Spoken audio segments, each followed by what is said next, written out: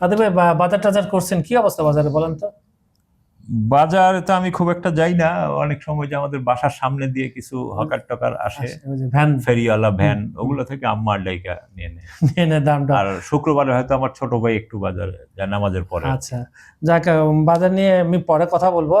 আমার খুব শখ ছিল একটু বুর্জ খলিফা দেখার আরব আমিরাতে। এখন দেখলাম তারা একটা নতুন অফার দিচ্ছে।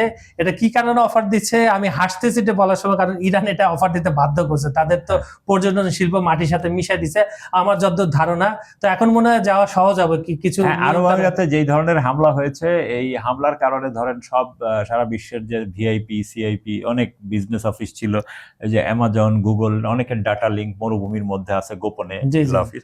তো এই কারণে এটা গুরুত্বপূর্ণ এবং সারা দুনিয়ার যত বিজনেস ম্যাগনেটরা এখানে আসে, কারণ এখানে কম, মানে আমেরিকা ইউরোপের চেয়ে তো কম খরচ, হ্যাঁ, এবং আধুনিক ফ্যাসিলিটি সব আছে।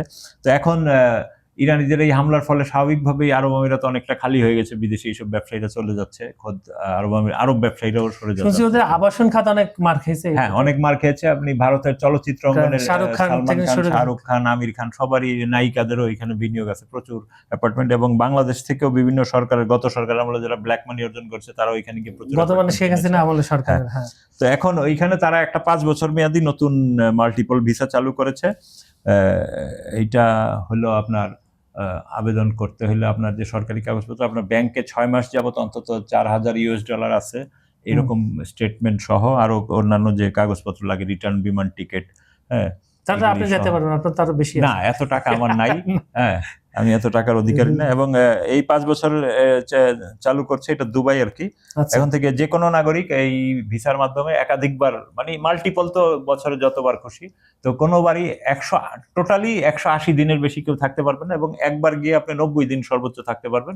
তারপরে আবার বিশেষ ব্যবস্থা আরো 90 দিন বাড়াতে পারবেন, কিন্তু বছরে 180 দিনের বেশি সেটা হবে না। তো এইটা টাকা পয়সা দরকার খুব, যেটা মনে হচ্ছে এত ইজি করলো কেন তারা? না, তাদের তো অবশ্যই টাকা পয়সা দরকার। বিদেশি এই ধরনের যার $4000 ব্যাংকে 6 মাস যাবত পরে আছে, তার মানে সে $1000 তো মিনিমাম খরচ করবে। তো যত লোক যাবে ততই তো লাভ, তার হোটেলগুলো ভাড়া হবে, ভিলাগুলো ভাড়া হবে। এই যে বিদেশি যারা অ্যাপার্টমেন্ট কিনে রাখছে, এগুলো কিন্তু টুরিস্টদেরও ভাড়া এবং পর্যটন। হ্যাঁ, তো এই সব জায়গাগুলোতে আসলো মানে তো ডলার আপনার দেশে ঢুকলো।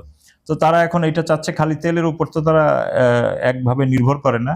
এবং ওই যে আবেদনের সময় আপনার ওই যে 6 মাসের ডলার, তারপরে পাসপোর্টের 6 মাসের মিনিমাম মেয়াদ থাকতে হবে, এগুলো নানান স্বাভাবিকভাবে যেসব জিনিসগুলো লাগে। তাহলে আপনি বলছেন আপনার এত ডলার নাই, যেতে পারবেন না?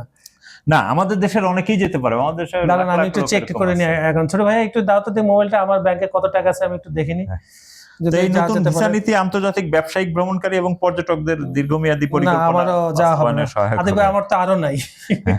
আচ্ছা, যাক, যারা, এবং তবে এই ক্ষেত্রে বাংলাদেশ এই সুযোগ পাবে কিনা সেইখানে কিন্তু যথেষ্ট। আচ্ছা, ওরা কি কোনো দেশের দিছে? না, দেশের এখনো কোনো, এটা তো প্রাইমারি ইনফরমেশন, পত্রিকার রিপোর্টে, ওদের অফিসিয়াল ওয়েবসাইটে যখন দেওয়া হবে তখন বোঝা যাবে বাংলাদেশ, কারণ বাংলাদেশ এমনিতেই আরব আমিরাতের ভিসা ব্যান তালিকায় আছে। আচ্ছা আচ্ছা আচ্ছা, তাদের বিভিন্ন কর্মকাণ্ডের জন্য। আচ্ছা, ঠিক আছে আতিক ভাই, যদি, এবং আপনি জানেন আরব আমিরাতের জেলখানায় দ্বিতীয় যে সংখ্যক অপরাধীরা আছে তারা বাংলাদেশ। এটা খুব লজ্জাজনক খবর। জায়গায় সংখ্যা কমে আনা উচিত। আর আপনি যদি নিয়ত করেন তো ইনশাআল্লাহ বুর্জ খলিফায় দেখা হবে কোনো একদিন। আল্লাহ হাফেজ আপনাকে।